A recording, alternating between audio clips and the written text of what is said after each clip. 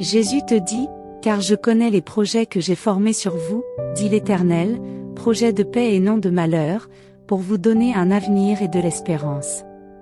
Si tu crois en cette promesse, écris « Amen » dans les commentaires et confie-lui ton avenir avec confiance. Dieu dit, on voit que lorsque l'on ne comprend pas le destin, quand on ne comprend pas la souveraineté de Dieu, quand, obstinément, on avance sur son chemin à l'aveuglette, en chancelant et en titubant à travers le brouillard, le voyage est trop difficile, trop pénible.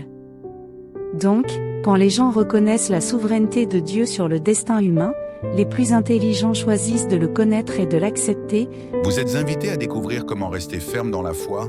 Rejoignez notre groupe WhatsApp et envoyez Espoir 2025 pour recevoir la parole de Dieu chaque jour à 17h et 20h.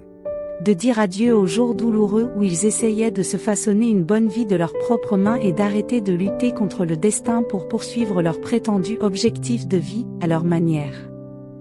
Quand on n'a pas Dieu, quand on ne peut pas le voir, quand on ne peut pas reconnaître clairement la souveraineté de Dieu, chaque jour est vide de sens, sans valeur, misérable.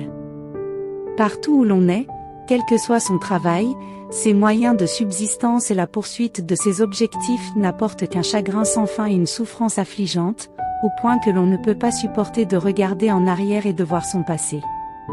Ce n'est qu'en acceptant la souveraineté du Créateur, en se soumettant à ses orchestrations et à ses arrangements et en cherchant la vraie vie humaine que l'on commencera à se libérer progressivement de toute peine et de toute souffrance et à se débarrasser de tout le néant de la vie.